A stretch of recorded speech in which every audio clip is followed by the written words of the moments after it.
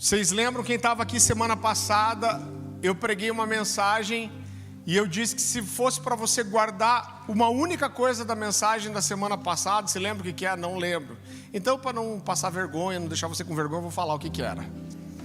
Eu falei que eu queria que você guardasse uma única frase: é que a obediência, ela é a mais profunda e poderosa expressão de fé genuína. Você lembra disso? A gente vai falar mais sobre obediência hoje. Então, Gênesis capítulo 39, eu vou ler um trecho longo, mas é importante se acompanhar comigo. A partir do versículo 1. José havia sido levado para o Egito, onde o egípcio Potifar, oficial do faraó e capitão da guarda, comprou-o dos ismaelitas que o tinham levado para lá. O Senhor estava com José, de modo que esse prosperou e passou a morar na casa do seu senhor egípcio. Quando esse percebeu que o Senhor estava com ele e o fazia prosperar em tudo que realizava, agradou-se de José e tornou-o administrador dos seus bens. Potifar deixou a seu cuidado a sua casa e lhe confiou tudo o que possuía. Desde que o deixou cuidando da sua casa e de todos os seus bens, o Senhor abençoou a casa do egípcio por causa de José. A bênção do Senhor estava sobre tudo que Potifar possuía, tanto em casa como no campo. Assim deixou ele aos cuidados de José tudo o que tinha e não se preocupava com coisa alguma, exceto com sua própria comida. José era atraente e de boa aparência. E depois de certo tempo, a mulher do seu senhor começou a cobiçá-lo e o convidou: venha, deite-se comigo. Mas ele se recusou e lhe disse: meu senhor não se preocupa com coisa alguma da sua casa, e tudo que tem deixou aos meus cuidados. Ninguém dessa casa está acima de mim. Ele nada me negou a não ser a senhora, porque é a mulher dele. Como poderia eu então cometer algo tão perverso e pecar contra Deus? Assim, embora ela insistisse com José, dia após dia, ele se recusava a deitar-se com ela e evitava ficar perto dela. Um dia ele entrou na casa para fazer as suas tarefas e nenhum dos empregados ali se encontrava. Ela o agarrou pelo manto e voltou a convidá-lo: vamos, deite-se comigo. Mas ele fugiu da casa, deixando o manto na mão dela. Quando ela viu que ao fugir ele tinha deixado o manto em sua mão, chamou os empregados e lhes disse: vejam, esse hebreu nos foi trazido para nos insultar. Ele entrou aqui e tentou abusar de mim, mas eu gritei. Quando me ouviu gritar por socorro, largou o seu manto ao meu lado e fugiu da casa.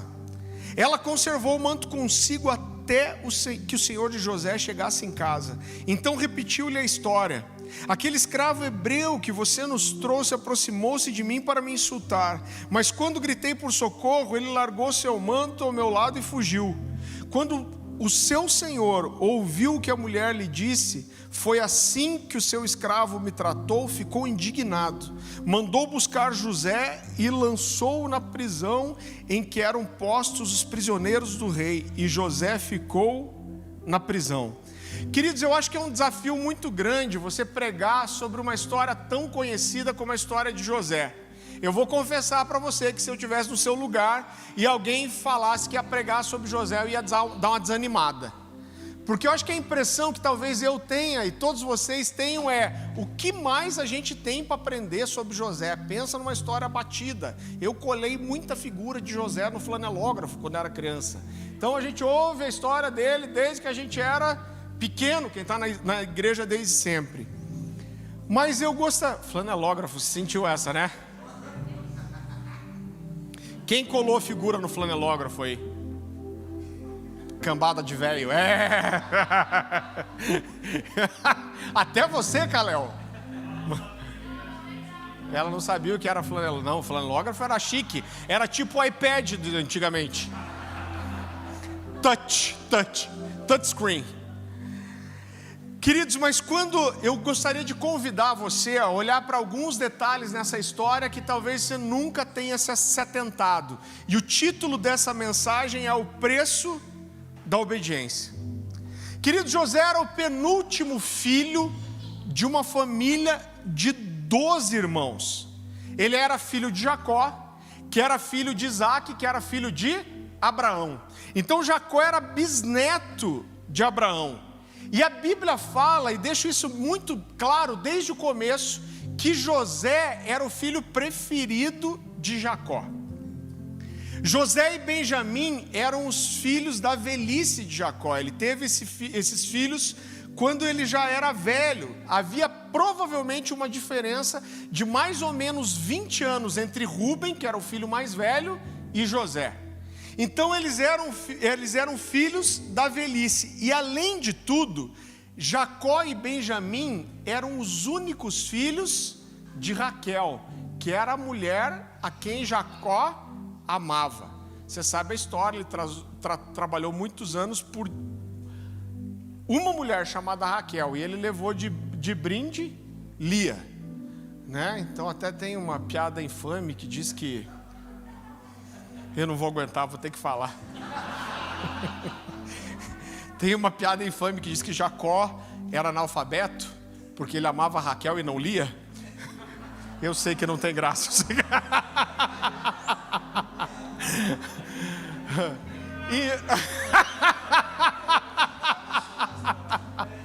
A gente dá risada de tão ruim que é, né, irmão? Não é por isso, misericórdia. Mas eu não aguentei, eu precisava falar. E então eles já eram filhos especiais, porque eram filhos da velhice, eram filhos da esposa amada. Mas quando eu olho para a Bíblia, eu vejo que existia algo em especial, que aproximava o coração de Jacó do coração de José. Por quê? É porque a Bíblia vai nos mostrar que José era um sonhador, como seu pai Jacó. Irmãos, eu vejo na Bíblia que Deus ele gosta de sonhadores. Você conhece a história de Jacó e Esaú? O cara engana o pai, que eu acho difícil de acreditar que ele enganou mesmo. Mas eu entendo que existia um encargo profético, e o pai entendeu que deveria liberar para Jacó e que deveria liberar para Esaú. Mas a realidade é que Esaú vendeu a sua primogenitura para o irmão Jacó, e depois ele ficou doidão, depois que comeu, né, irmão? Voltou à consciência. Eu sou assim, eu fico meio alterado quando eu estou com fome. E quando voltou à consciência, ele falou: cara, eu vou matar esse cara que roubou a minha primogenitura. E ele fugiu para o deserto, e a Bíblia fala que numa noite fria do deserto, ele pega uma pedra para fazer de travesseiro e dorme ao relento.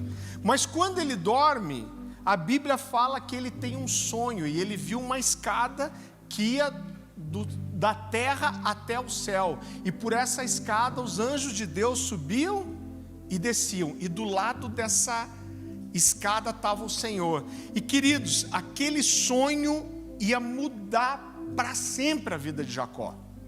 A Bíblia fala que ele acorda e ele diz: certamente o Senhor estava aqui e eu não sabia. E a partir dessa noite, a partir desse momento, o Deus de Abraão e Isaque passou a ser também o Deus de Jacó. E José aparece no relato bíblico como um sonhador, um cara que foi movido por sonhos, um cara a quem Deus falava através de sonhos. Quando eu olho para a vida de José, uma das outras coisas que me chamam a atenção é que ele era um filho muito precioso. Ele era um cara, em tudo você vai ver que ele queria agradar e honrar o pai. E nisso ele vira o X9 da família. Irmão, a gente tem 3 filhos e a graça do X9 é uma coisa que se multiplica, irmão. Porque é um tal de um dedurar o outro, que eu vou te falar uma coisa. E Jacó era o X9 da família. Então a Bíblia fala que ele contava para o pai da má fama que os irmãos tinham. Ele chegava para o pai e falava: ó, aquele fez isso, aquele fez aquilo outro. Queridos, e tudo isso foi criando um ambiente de animosidade entre os irmãos. Não só a predileção do pai, mas o fato desse cara ser o X9 da família. E para piorar a história, a Bíblia fala que quando José estava com 17 anos, o pai dá para ele uma túnica longa. Os estudiosos não sabem exatamente se eram as mangas longas ou se era uma túnica comprida, mas a verdade é que aquela túnica representava, e mostrou isso para os irmãos, uma predileção do pai por José. Quando o pai dá essa túnica para o filho, ele está mostrando: olha, esse garoto é o meu preferido. Mas a Bíblia diz que a partir desse dia, os irmãos passaram a odiar José. Você entende como essa palavra é forte?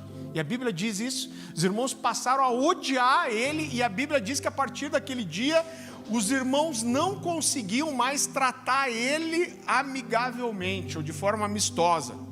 E para piorar a situação, o abençoado tem um sonho. E ele sonha que os irmãos estão colhendo feixes de trigo. Então eles juntam feixes de trigo, né? Normalmente, como o trigo era colhido, você abraçava com a mão esquerda. Isso aparece lá nas ofertas de primícias também. Então você abraçava com a mão esquerda e com a direita você passava a foice. E a Bíblia diz que ele sonhou, que ele viu que o feixe dele se levantava, os feixes dos irmãos se reuniam e se prostravam diante de José. E quando os irmãos ouvem esse sonho, não precisava de muito chu e revelação, não precisava ter feito a conferência profética da semana retrasada, para interpretar o sonho. Os irmãos falam: o que você acha? Você acha que você vai governar sobre nós e nós vamos nos prostrar diante de você? Agora o boca aberta tinha que contar o sonho também, né? Mas a coisa fica pior ainda, irmão. E não fosse toda animosidade entre os irmãos, a criatura tem mais um sonho. E nesse sonho, ele vê o sol e a lua se prostrando diante dele. E dessa vez, ele não satisfeito em sonhar, ele conta para os irmãos e para o pai. E a interpretação é muito simples. Até o sonhador Jacó, quando ouve o sonho, ele fala: cara, o que você quer dizer? Você quer dizer que eu e a sua mãe vamos nos curvar até o chão diante de você? Irmão, quando esse segundo sonho acontece, o pau fecha de verdade.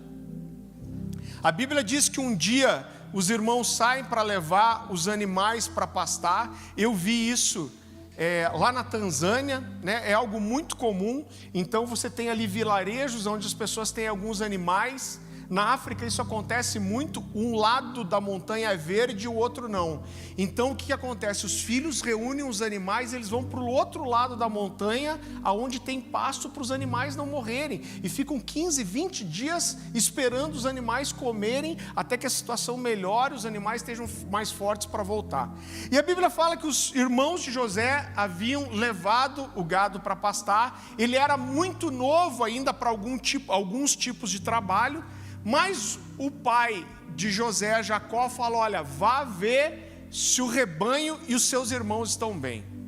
E a Bíblia fala que José sai à procura dos irmãos. Ele tem uma certa dificuldade para encontrar os irmãos. E quando ele finalmente encontra os irmãos veem ele de longe já. E a primeira coisa que eles falam é: lá vem o sonhador. Lá vem o cara que sonha.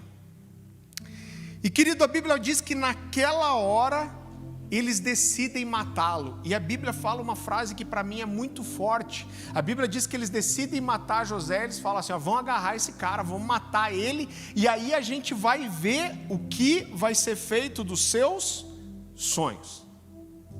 E a primeira coisa que eu quero destacar para você nessa noite é: tenha cuidado de para quem você abre os seus sonhos. Gente, a gente não conta os nossos sonhos para todo mundo. Sabe por quê? Porque tem gente que não sonha. E pessoas que não sonham ficam incomodadas com o sonho de outras pessoas. Pessoas que têm fé fácil incomodam com a sua fé. Pessoas que creem incomodam as pessoas que são incrédulas. E os irmãos de José não tinham sonhos. Eles estavam fechados dentro da sua realidade, dentro daquilo que eles viviam.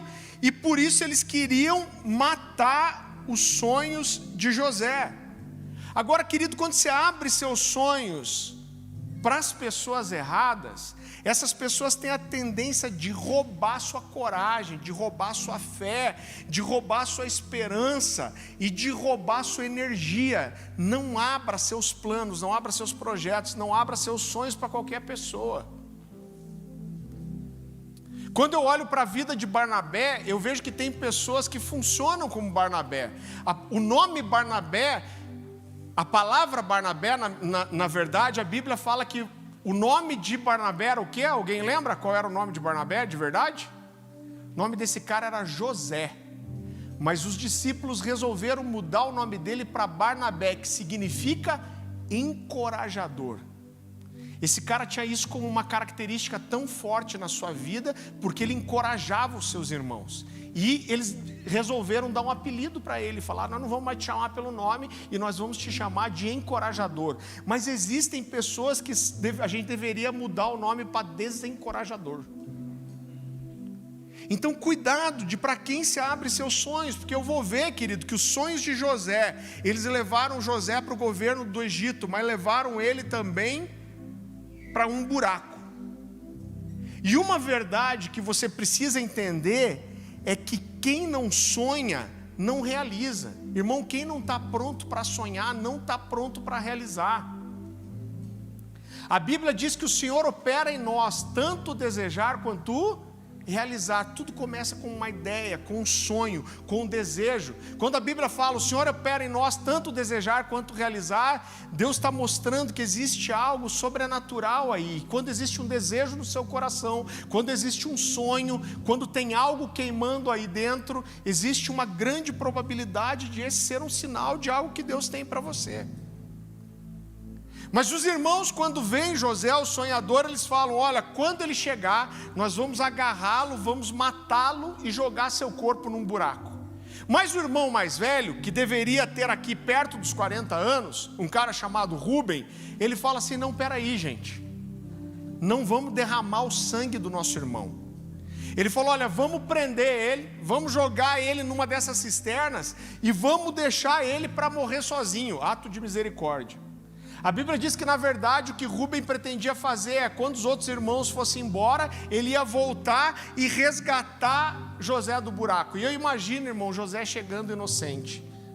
Eu não sei quem de vocês aí veio de uma família de vários irmãos, mas eu olho para a Louise, eu vejo a paixão que ela tem pelos irmãos mais velhos. Ela quer imitar, ela quer se vestir igual, ela quer as coisas dos irmãos, ela quer brincar do jeito que os irmãos estão brincando, ela quer se servir da comida como os irmãos se servem. E eu imagino José todo empolgado, depois de procurar, chegando cheio de alegria ali para encontrar os seus irmãos mais velhos. Mas quando ele chega, talvez cheio de alegria, contente, com saudade dos irmãos, a Bíblia fala que eles agarram esse jovem, eles arrancam dele a túnica, um motivo de inveja, e eles pegam esse garoto, um garoto, e jogam ele numa cisterna vazia.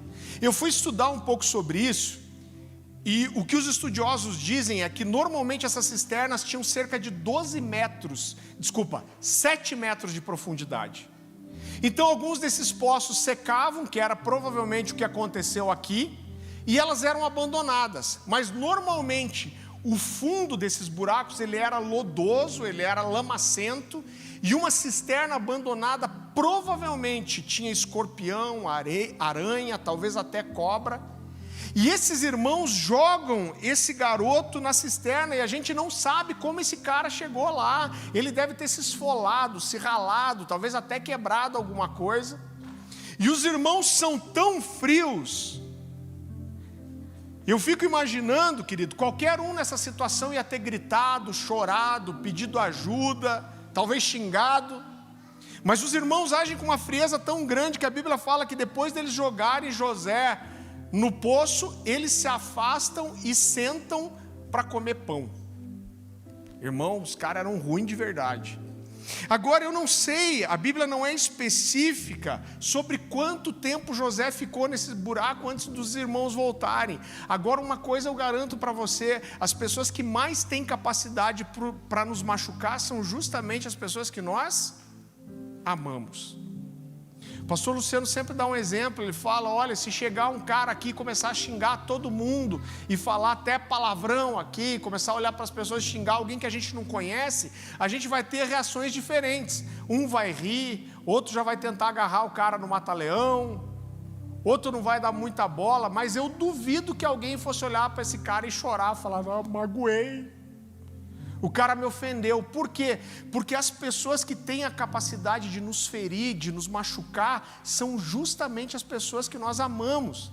São as pessoas de quem a gente espera afeto, afeição, cuidado, atenção. E eu imagino esse menino nesse buraco, que ele passou, quanto tempo ele ficou ali. Ele deve ter questionado porque os irmãos fizeram isso, mas de repente, eu quero que você tenta imaginar isso comigo. De repente, ele começa a ouvir a voz dos irmãos de volta. E eu fico imaginando o coração dele se enchendo de esperança, ele enxugando as lágrimas dos olhos e pensando, cara, de repente foi uma brincadeira, os caras quiseram me dar um susto e estão voltando agora. E os irmãos vão para a boca do poço, ele devia estar bastante tempo ali no escuro, imagina ele olhando aquele buraco. Eu sou criativo, eu fico imaginando mesmo, tá, irmão? Eu fico imaginando aquele cara olhando lá para cima, uma luzinha, e de repente vem uma corda. Ele amarra a corda na cintura e ele fala, passou. Mas quando ele começa a subir em direção à boca do buraco, ele percebe que tem uma voz no meio, algumas vozes que ele não conhecia. Ele fala, cara, quem está aí também? E eu imagino José começando a sair na boca do buraco, tampando a luz por causa do sol, e de repente ele vê as vozes que estavam, os rostos que estavam por trás daquelas vozes. E a Bíblia fala que era uma caravana de ismaelitas. E os irmãos tinham decidido voltar para vender ele como escravo. E é muito forte isso, porque a Bíblia fala que ele foi vendido por 20 ciclos de prata. O preço de um escravo adulto era 30 ciclos de prata. Mas os irmãos se contentaram a dar 33% de desconto. 20 ciclos de prata. Agora, esses caras não devem ter sido delicados com José, porque senão ele ia fugir, irmão. Provavelmente derrubaram ele no chão, colocaram o joelho nas suas costas. Normalmente esses escravos eram algemados nas mãos e nas pernas para serem carregados assim. Agora eu imagino o que foi para esse garoto de 17 anos ser puxado, arrastado e olhar para trás e ver os irmãos com um saquinho de moeda na mão. E eu acredito que nesse momento ele olhou os irmãos provavelmente achando que nunca mais ia ver eles, ia ser a última cena. E eu imagino, querido, para mim parece uma coisa óbvia que nesse momento haviam muitos porquês no coração de José. Por que fizeram aquilo com ele, por que ele foi para aquele lugar, e talvez o porquê mais dolorido, que é o porquê Deus permitiu isso. José desde o começo aparece como alguém que honrava o seu pai, honrava o Deus do pai, alguém com quem Deus falava através de sonhos, e eu acho que a primeira pergunta que veio nesse momento é, por quê? Cara, por que Deus permitiu isso? Porque existem algumas coisas pelas quais a gente passa que são fruto do nosso erro, do nosso pecado. A gente está no começo da igreja, eu estou cuidando de você para você não sair correndo, mas tem uma mensagem minha chamada: o vosso pecado há de vos achar. Daqui a pouco nós vamos começar a bater em vocês mais um pouquinho. Não estou brincando, a gente já bateu, né? Mas é uma palavra de Moisés que fala, olha, saibam que o vosso pecado vos há de achar. Então tem coisas pelas quais a gente passa, que são consequência dos nossos erros, dos nossos pecados, das nossas escolhas erradas, mas não parecia ser o caso de José. José parecia alguém obediente ao pai, um garoto que amava os irmãos, temente a Deus, cheio de promessa, irmão. Esse era um cara cheio de promessas de Deus, ele carregava promessas, não só por ser a descendência de Abraão, por ser filho de Raquel, pelos sonhos que ele tinha, ele era alguém que tinha um chamado e tinha promessas. Então ele parecia ser obediente, ele parecia ser um cara fiel aos pais, mas ele ia descobrir que o preço da obediência dele ia ser um preço alto. E eu quero destacar isso para você. Normalmente, a obediência, ela cobra um custo caro. Eu quero dizer para você que não é fácil ser obediente, não é fácil ser fiel. E a obediência, inevitavelmente, vai cobrar de nós um custo caro. A Bíblia fala que depois de que aqueles mercadores levaram José embora, eles matam um bode, um cabrito, não lembro exatamente, passam o sangue daquele bode nas roupas de José, e eles levam aquela túnica para o pai e falam: pai, José desapareceu. E falam: eu achei isso. E esse texto é tão forte para mim, porque a Bíblia fala que os filhos, olha que cambada de sem vergonha, eles tentam consolar Jacó. E Jacó olha para eles, e a Bíblia fala que ele rejeita o consolo. E ele fala uma frase muito pesada para aqueles meninos. Ele fala: não adianta vocês tentarem me consolar, porque eu vou descer a sepultura chorando. Agora você entende que esses irmãos roubaram José da convivência com esse pai. Esse pai que amava, que era apaixonado por esse garoto, que fala: cara, quando ele diz isso, ele está dizendo: eu não vou conseguir me recuperar, os anos, os dias não vão apagar a minha dor, eu vou descer a sepultura chorando. E o pai rejeita o consolo. Mas, querido, tem uma fase da vida de José com o pai que foi roubada para sempre. A Bíblia fala que depois de comprar José, aqueles mercadores ismaelitas levam para ele, provavelmente para um mercado onde os escravos eram vendidos. E quem compra José é um alto oficial da guarda do faraó, um cara chamado Potifar. E a Bíblia diz que José tinha o favor de Deus, ele tinha a graça de Deus, e a Bíblia diz que tudo que ele colocava a mão prosperava, ia bem. E querido, a Bíblia diz que Potifar viu, esse texto é forte demais, viu que o Senhor era com José. Ou seja, esse cara, ele não era bobo. Potifar era um estadista, era um governante, era um cara que tinha uma responsabilidade gigante sobre ele. Ele comprou esse escravo, levou para sua casa, mas com certeza logo ele percebeu que José era mais do que um escravo qualquer.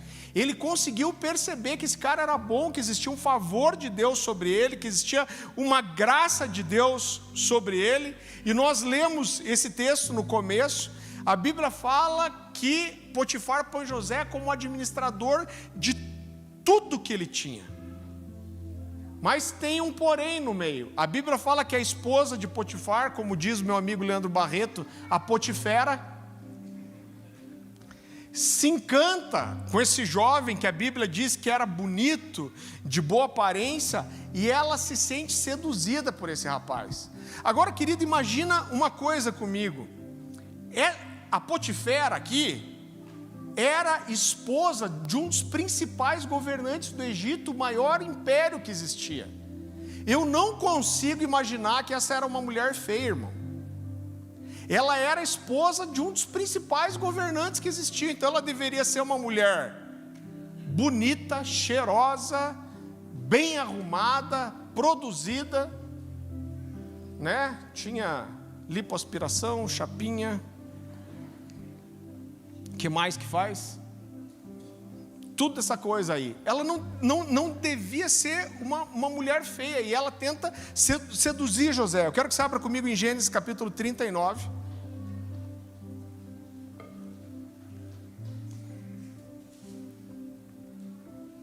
Versículo 9. José responde para ela: ninguém dessa casa está acima de mim. Ele nada me negou a não ser a senhora, porque a mulher dele. Como poderia eu cometer algo tão perverso contra Deus? Então a fidelidade de José estava em primeiro lugar para com Deus. Mas a Bíblia fala que um dia ele chega para trabalhar para alguns afazeres na casa de Potifar. Não tinha nenhum outro funcionário em volta, e a Potifera dá um bote no cara. Sentiu o efeito especial, não? Ela tenta agarrar José. Irmãos, eu fico tentando imaginar essa cena. Ela vai, agarra José, ele põe os braços para trás, ela puxa a roupa, esse cara vaza. Eu sou criativo mesmo, eu fico imaginando José correndo, entrando dentro do quarto dele, batendo a porta atrás, encostando a porta, ofegante, e falando: misericórdia. Essa foi por pouco, mas eu escapei, eu fui fiel, eu fui obediente a Deus. Mas ele ia descobrir mais uma vez que a obediência dele ia ter um alto custo. A Bíblia fala que essa sem vergonha dessa mulher quando percebeu que a capa tinha ficado e o cara tinha rejeitado ela mesma, ela conta uma história para os servos. Fala, olha, esse hebreu veio aqui, ele tentou abusar de mim, e quando eu gritei, ele saiu correndo e deixou sua capa. Ela sustenta essa história até o marido chegar, e a Bíblia diz, uma versão diz que ele ficou indignado, outra versão diz que ele ficou irado, e ele manda prender José. Agora, mais uma vez, irmão, a Bíblia não traz detalhes sobre isso, mas esse cara, teoricamente, tinha tentado estuprar a esposa de um dos principais oficiais do Egito. Como que você acha que esses soldados chegaram na casa desse cara? Ele deve ter levado uns petelecos, uns chutes, uns tapas na orelha, e pegaram esse cara mais uma vez, irmão, e jogaram na prisão. Eu li um pouco sobre isso, e os comentaristas dizem que essas prisões do Egito eram horríveis. Existia uma teoria que dizia que ninguém aguentaria ficar mais de 3 anos numa prisão dessa. Então qualquer prisioneiro dentro de 3 anos sem tomar sol, ele seria acometido de uma doença como uma tuberculose e ia morrer. O máximo que alguém aguentava ficar preso num lugar desse era 3 anos. E mais uma vez José perde tudo. Agora, cara, é difícil entender por que Deus permitiu isso. Esse cara tinha sido fiel, ele tinha guardado sua integridade, ele tinha sido fiel a Deus, tinha sido fiel ao seu Senhor, mas por que Deus permitiu isso? E eu quero dizer para você, sem medo nenhum, que às vezes é muito difícil a gente entender algumas permissões de Deus. Sabe que eu e a Dani, a gente teve uma das coisas mais marcantes da nossa vida, que talvez foi mais difícil de entender, né? Para quem estava aqui, principalmente semana passada, vocês ouviram nossa história. Eu tinha um diagnóstico de infertilidade. O médico falou, você nunca vai ter filho de forma natural. E de repente a Dani estava grávida da Louise, nosso 3º filho. E irmão, a gente já estava descolado. Nossos filhos são milagres de Deus, a gente nunca teve problema nenhum. E eu lembro que quando a Dani estava com 8 meses, amor, quando estourou a bolsa, foi, né? 8 meses. 36 semanas. Eu não sei fazer de cabeça. Faz em casa depois. Anota 36 semanas, divide por 4. Então é isso aí.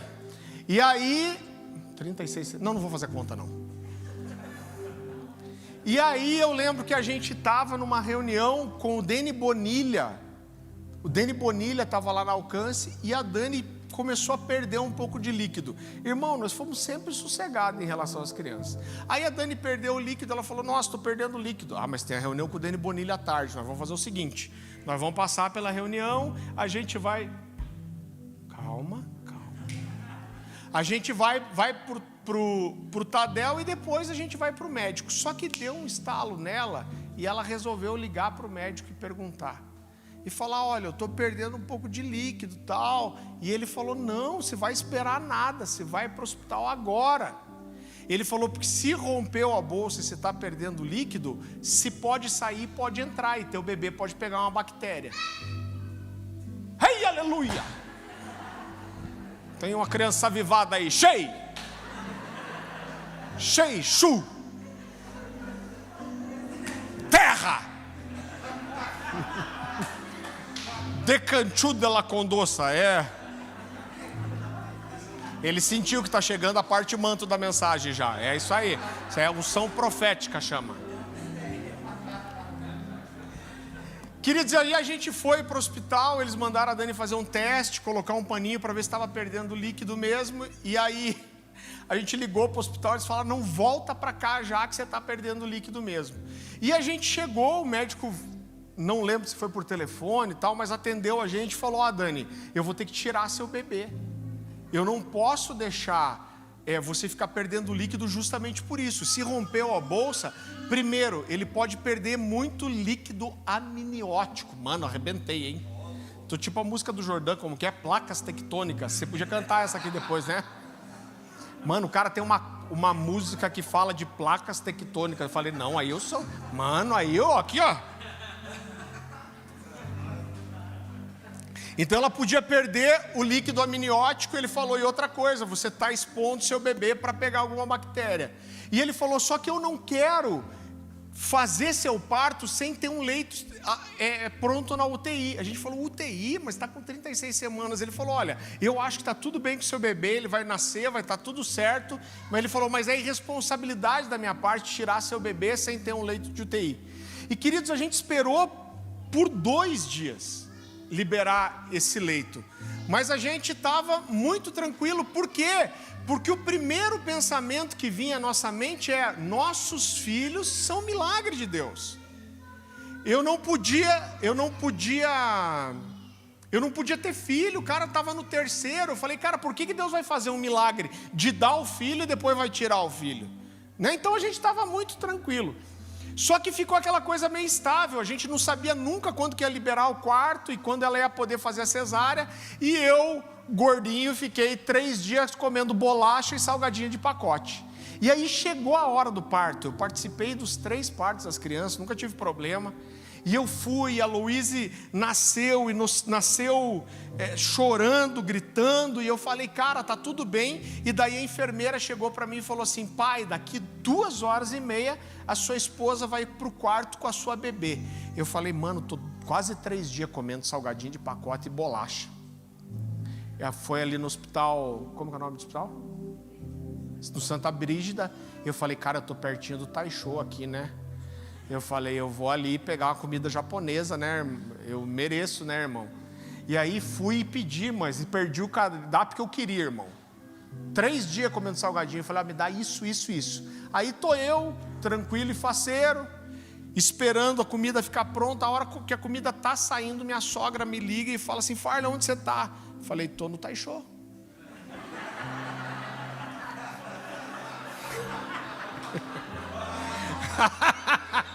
Irmão, é verdade. Eu tenho que ser transparente, né, irmão? Tô no Taisho. Aí ela falou, Farley, aconteceu alguma coisa porque a médica da UTI tá aqui, diz que precisa falar com você. Eu falei, embala a comida. A mulher embalou, como eu esperei embalar a comida, né, irmão? Tinha pedido. Peguei a comida numa sacolinha e corri para o hospital. Mas eu estava tranquilo. Mas quando eu cheguei no hospital, encontrei minha sogra. Ela falou, falaram que é para você apertar a campainha ali da UTI neonatal, porque a médica vai falar com você. E eu lembro que a médica abriu e falou, olha, a sua bebezinha, ela nasceu bem, ela parecia bem, nasceu chorando, mas a gente colocou ela, não sei se na incubadora, a gente percebeu que ela não respirava. E ela falou, a gente colocou o respirador nela e ela não correspondeu também. E eu lembro dessa frase, eu lembro que eu engoli seco quando ela falou. E a gente teve que entubar o seu bebê. Irmão, quando ela falou isso, foi que parece que a ficha caiu. E eu falei, uau, mano, é sério. E queridos, foram dias assim muito difíceis. Ela ficou 10 dias na UTI. E eu digo que o mais difícil foi, eu não sei quem já passou por isso aqui, mas a coisa mais difícil é você sair do hospital sem o seu bebê. E eu lembro que a Dani, ela só chorava, irmão, só chorava. Eu lembro que um dia a Dani chorou antes de ir para o hospital, tinha 2 visitas, era tipo uma 10 da manhã e uma 5 da tarde, era mais ou menos isso. A Dani fica me olhando, tentando fiscalizar. Ela é o ISO 9000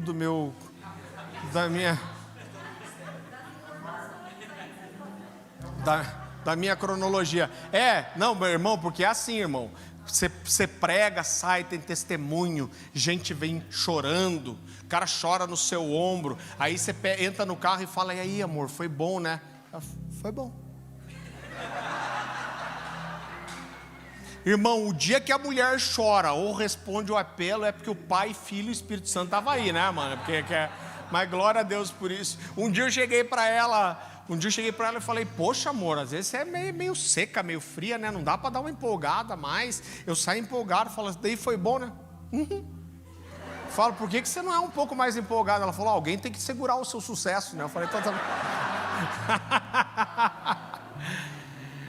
E eu lembro que um dia, cara, a Dani foi o caminho inteiro chorando. E daí nós chegamos lá, eu não sei se tem algum médico aqui no recinto, mas nós tínhamos uma médica abençoada que foi usada por Deus. E a gente chegou, primeiro que a médica da UTI na Natal falava com a gente como se a gente fosse criança, né? E daí a gente entrou lá e falou assim: a Luíse não se comportou bem. Não era assim? A Luíse não se comportou bem. Ela não correspondeu bem ao respirador.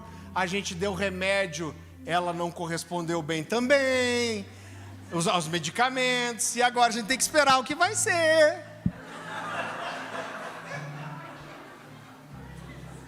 Não parece zoeira, mas foi mais ou menos assim mesmo. Ô mamãe, a Luíse não se comportou bem. Vontade de dar um soco nela. E irmão, nessa hora, você pergunta para Deus por quê, irmão?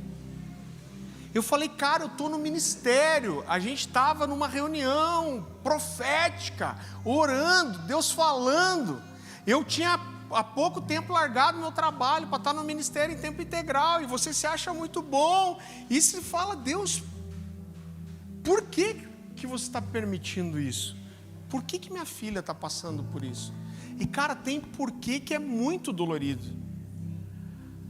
Agora José estava aqui agora sendo tratado como um criminoso por um crime que ele não cometeu, por uma coisa que ele não fez. E se a gente olhar para o pacote inteiro, a gente vai ver que José estava jogado dentro de uma prisão, sendo tratado como um prisioneiro, por causa do quê? Por causa da sua obediência. Esse cara estava passando por tudo isso porque ele resolveu ser obediente. Agora a Bíblia fala que no meio disso, o padeiro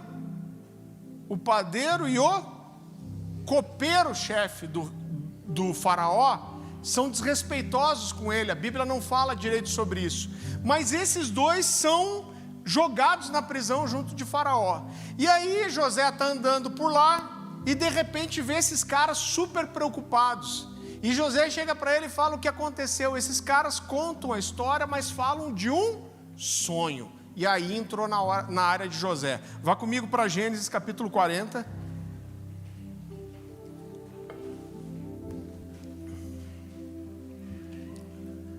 Gênesis capítulo 40, a partir do versículo 8.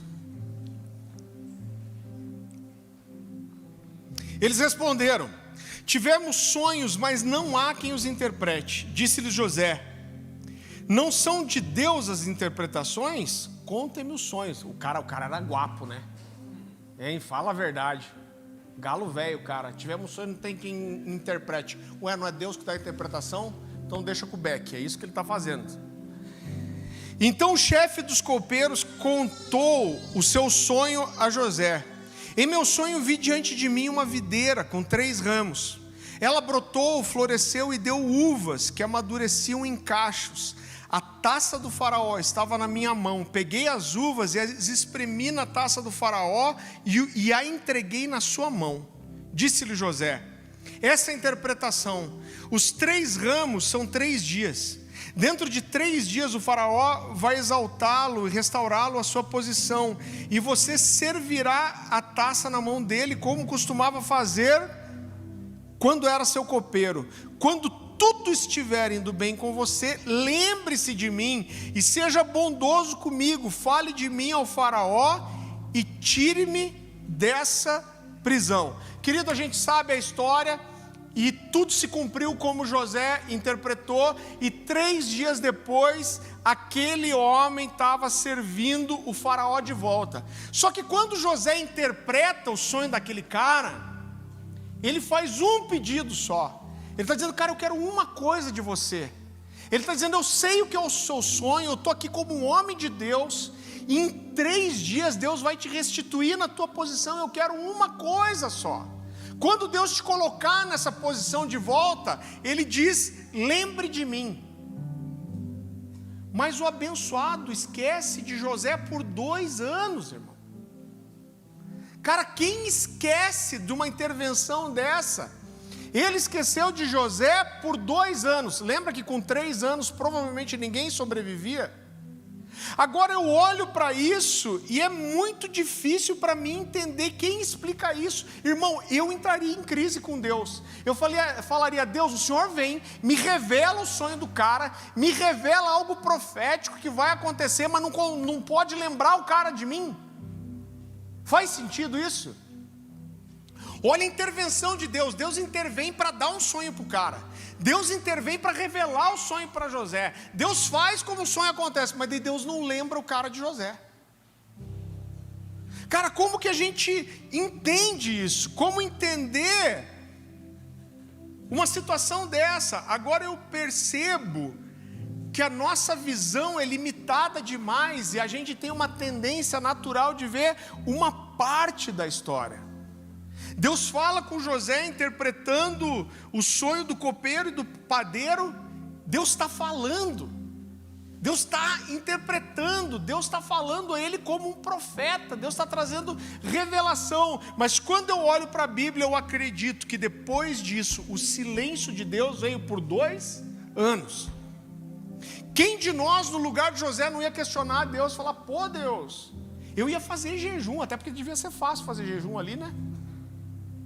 Todo dia falar, Deus, lembra esse cara de mim, Deus. Faz esse cara lembrar de mim. Mas Deus fica em silêncio por 2 anos. E quando eu olho para a Bíblia, eu vejo que várias vezes parece que Deus simplesmente se nega a falar. E existe um poder de Deus no silêncio, irmão. Tem períodos da nossa vida que Deus escolhe não falar. Existem momentos de crise, às vezes quando você mais precisava ouvir alguma coisa de Deus, que Deus resolve não falar. Tem um texto de Hebreus que mexe demais comigo, vá lá comigo para Hebreus capítulo 5.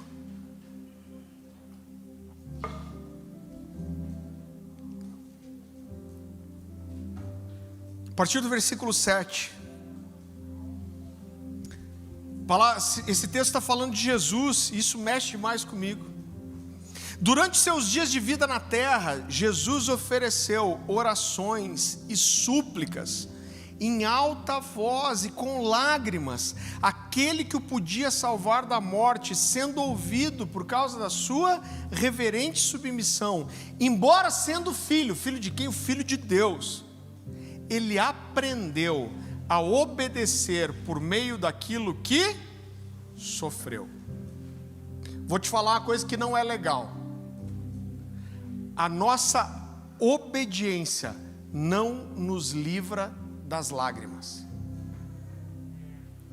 Pelo contrário, normalmente a obediência tem um preço, irmão, de choro e de lágrimas. Se fosse fácil, todo mundo seria obediente. E esse texto está dizendo aqui que Jesus aprendeu a obediência. Cara, é difícil para mim entender isso.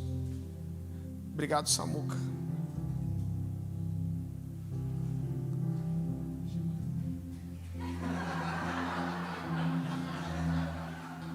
Homem de Deus, solteiro, está aceitando currículo com foto.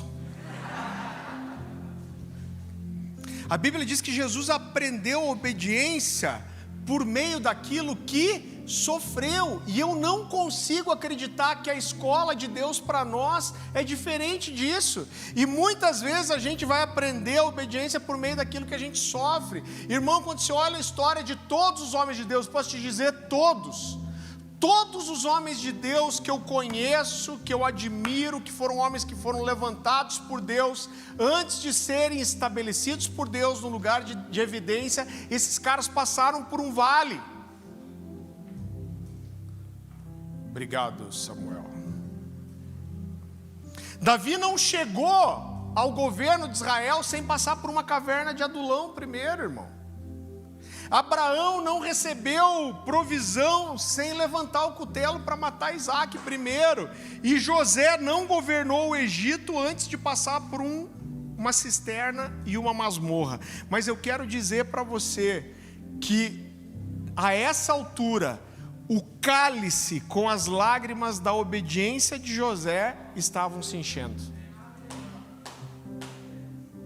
O nível estava aumentando, as lágrimas estavam sendo contadas.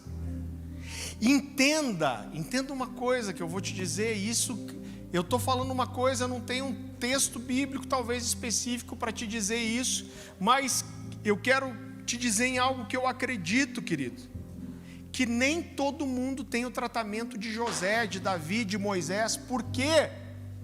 Porque a intensidade do treinamento e do lixar de Deus na minha vida e na sua está totalmente relacionado à intensidade do chamado que Ele tem para nós. Então, quando eu olho para a história de todos os grandes homens de Deus, foram caras que passaram por períodos de grande dificuldade, foram lixados, foram arrebentados por Deus. Por quê? Porque a intensidade do seu tratamento, do aperfeiçoamento de Deus na sua vida, do lixar de Deus, irmão, ele está totalmente ligado ao nível de chamado que você tem. Agora, o que você precisa entender é se as lágrimas que você está derramando são lágrimas que são fruto de obediência ou são lágrimas que são fruto da desobediência. Porque tanto a obediência como a desobediência, elas geram lágrimas. Mas quando as lágrimas são lágrimas de obediência, o dia da alegria vai chegar. Porque a Bíblia diz que aqueles que semeiam com lágrimas, com júbilo, ceifarão. Agora, sabe por que é tão difícil para a gente entender a vontade de Deus em coisas que nos ferem? E é difícil. Por que é tão difícil entender a vontade de Deus em algumas coisas que acontecem conosco? Porque às vezes a nossa visão, ela está muito limitada a nós mesmos. Você vai entender o que eu quero te dizer. Muitas vezes quando a gente está passando por um período de luta, de sofrimento, a gente olha só para a gente, só para o nosso umbigo. Mas eu quero dizer para você que quando Deus encontra filhos de obediência, Ele tem para esses filhos planos que são muito maiores do que só eles mesmos.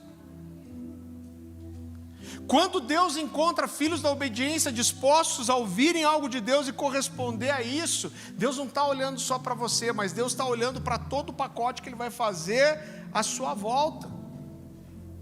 Por 2 anos José deve ter chorado dentro daquela masmorra, questionando Deus, tentando entender a falta de resposta de Deus. Mas 2 anos depois, o faraó tem um sonho. Você lembra do sonho? 7 vacas gordas e 7 vacas magras, endemoniadas. Você vê como não é bom ser muito magro, é melhor ser gordinho. Tirei uma moral para os gordinhos aí, né?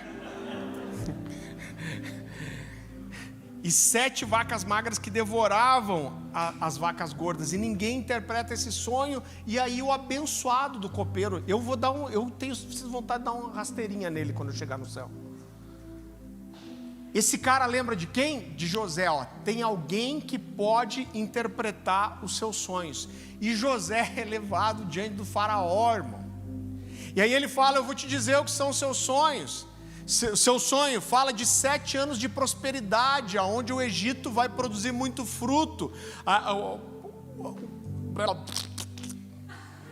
A colheita vai ser farta e abundante. Mas depois vão vir 7 anos de tanta escassez, que se vocês não guardarem, não administrarem, não se prepararem, esses 7 anos de escassez podem acabar com tudo que foi construído nesses 7 anos de fartura e mais um pouco.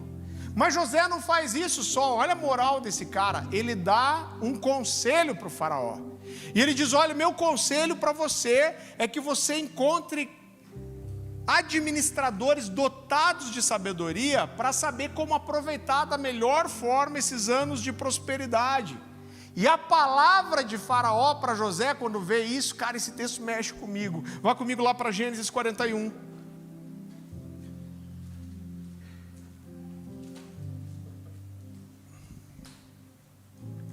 Gênesis capítulo 41, versículo 38.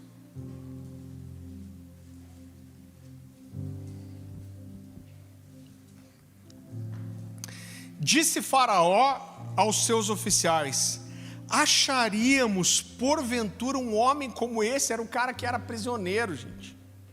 acharíamos porventura homem como esse, em quem há o Espírito de Deus?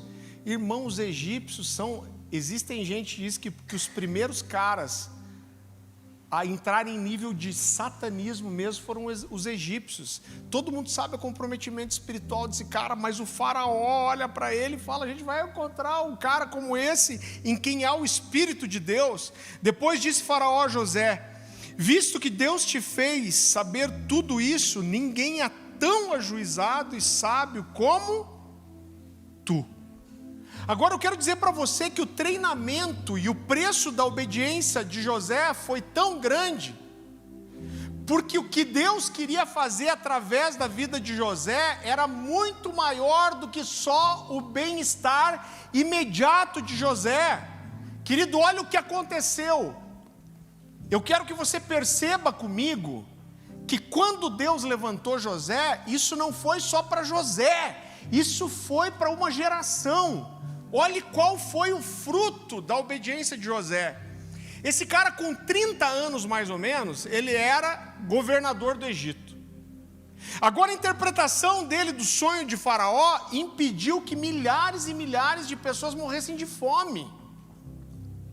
Porque se o Egito não tivesse se preparado, milhares de pessoas iam morrer de fome. Ele ter passado por esse processo impediu que os irmãos e o pai dele morressem de fome. Agora olha a promessa de Deus lá para Abraão: vou te dar filhos tão numerosos quanto o pó da terra, quanto a areia do mar. E aí Abraão tem Isaac, Isaac tem Jacó e Esaú, aí Jacó tem José e os outros 11 irmãos. Deus está a caminho de cumprir a promessa de fazer para ele um povo que abençoaria todas as nações da terra. Mas a promessa de Deus lá para o bisavô de José é: eu vou te dar filhos tão numerosos quanto o pó da terra, a areia do mar e as estrelas do céu. Sabe quando que essa promessa de Deus se cumpriu? Quando essa promessa de Deus se cumpriu? No Egito, gente. Porque ele traz os seus irmãos para o Egito e o povo se torna numeroso como as estrelas do céu no Egito. Então, o que Deus tinha para fazer através da vida de José era muito maior do que só o alento instantâneo de José. Por isso que o tratamento dele foi tão difícil, foi tão intenso, por isso que Deus lixou tanto esse cara. Por quê? Porque o plano que Deus tinha para José era muito maior do que José. O plano que Deus tinha para José falava de cumprir uma promessa que tinha sido dada para Abraão, da onde vieram os hebreus e da onde a gente chegou, irmão.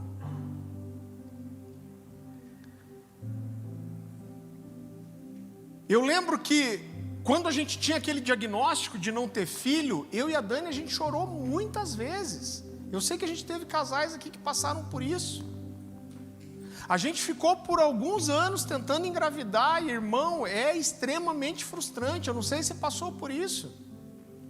Eu não sei se hoje está mais fácil esse teste, mas na época a Dani tinha que fazer xixi num copinho, tipo um copinho de café.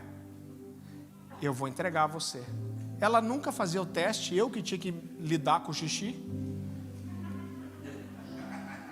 Aí você pegava aquele palitinho e botava no xixi, e era assim: um risquinho não estava grávida, 2 risquinhos estava. Irmão, quantas vezes a gente fez aquele teste? Se atrasasse meia hora o ciclo menstrual, a gente já se enchia de fé e falava: cara, 2 risquinhos, 2 risquinhos, 2 risquinhos e 1 risquinho. 2 risquinhos, 2 risquinhos, 2 risquinhos e 1 risquinho. Irmão, a gente fez muito teste. Eu brinquei com ela. Falei: a gente tem que inventar alguma coisa, fazer com esses potinhos aí. Vamos plantar cacto, vamos fazer alguma coisa. Porque, cara, mas a gente brincava, mas era extremamente frustrante. Chegou uma hora, no começo a gente animava um outro. Chegou uma hora que quando dava negativo, a gente não sabia nem o que falar um para o outro. E foi muito doído, mas eu lembro que uma vez a gente foi para um retiro de cura. E um pastor chamado Pastor Marcelinho, eu não lembro se a gente contou para ele a nossa situação, mas ele falou: cara, Deus me falou algo a respeito de vocês. Deus me falou que Ele vai dar filhos para vocês, mas ainda vai passar um tempo. E ele falou: e nesse tempo, Deus está ensinando vocês, Deus está quebrantando o coração de vocês, para que vocês tenham compaixão pelas pessoas que passam por isso. E ele falou: uma das marcas no ministério de vocês é que muitas pessoas com infertilidade vão chegar até vocês, e vocês vão orar por elas, e vocês vão ver o milagre acontecer, e os filhos nascerem. Cara, eu tenho uma coleção de fotos aqui, de crianças, que eu orei com os pais, que não podiam ter filhos, e os pais engravidaram. A mãe, no caso. Nesses tempos é melhor esclarecer, né?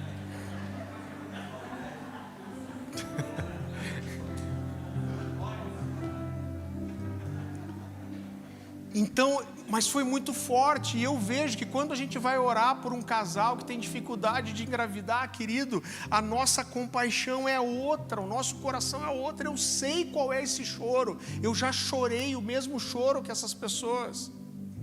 Quando a Louise estava aqueles 10 dias na UTI, irmão, eu sou agitado, eu lembro, e, cara, era horrível. Por quê? Porque você vai para um corredor do hospital e tem uma portinha, que é a portinha da UTI neonatal, e todas as crianças estão lá, e tem uma luz vermelha do Satanás. E aí você está lá, a visita é 10 horas da manhã, e você já está assim, eu já estava fazendo buraco no chão de andar. Só que às vezes, quando chegava perto da hora da visita, acendia a luz vermelha. E quando acendia a luz vermelha, de repente aparecia um monte de gente correndo e entrava para a UTI neonatal. O que significava isso? Significava que um dos bebês tiveram uma intercorrência. E aí não tinha visita. Mas com qual bebê? Eles não falavam para a gente, irmão. Super bom o sistema. Então aquilo acabava com a gente, porque você estava esperando para ver seu filho, de repente você já não ia mais ver, você sabia que deu um BO dentro do hospital, você não sabia com que criança que era. Eu lembro que um dia eu estava lá, e eu estava nervoso, agitado, e um cara veio e falou assim: ô cara, você está meio perdido aí? Eu falei: tô, mano. Ele falou: olha, minha filha está aqui, sei lá, você lembra quantos dias era? 40 dias já estava no UTI, sei lá, uma coisa assim. E ele falou: cara, que funciona assim, quando tem a luz ali, tem intercorrência, eles dizem depois. E esse cara começou a me ajudar. E irmão, você sabe como que é pastor, né? Passou um pouquinho de tempo, eu estava falando de Jesus para ele. Daí no outro dia eu levei um livro para ele de presente. Qual foi o resultado disso? A gente ficou lá 10 dias, a gente falou com esse casal várias vezes, a gente manteve contato, ficou orando pela filha deles. Ela saiu, acho que alguns dias depois da Louise, e irmãos, eles foram para Alcance, são líderes lá hoje. Então o fato da Louise ter passado por aquela UTI salvou uma família, mudou a história de uma família para a eternidade, querido. Agora, a nossa obediência, muitas vezes, ela vai ter um preço de lágrimas.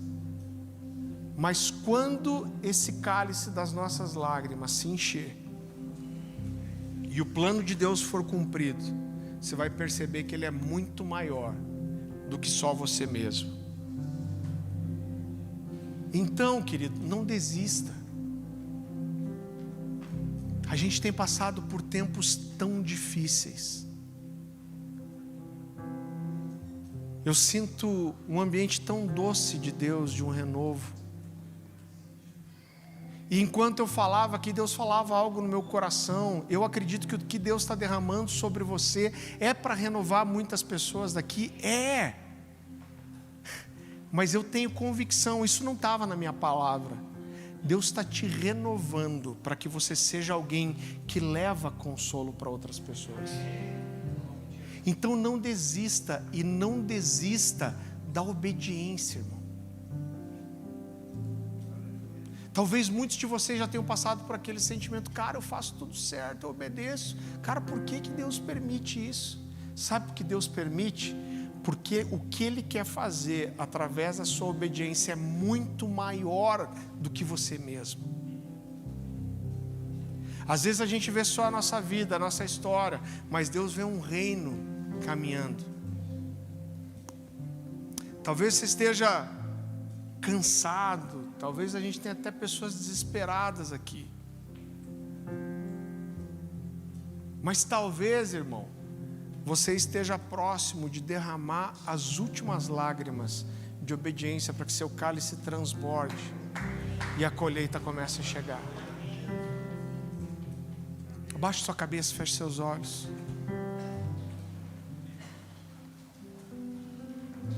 Eu creio que existe um ambiente tão especial nessa noite de cura, de restauração, de um mover de Deus.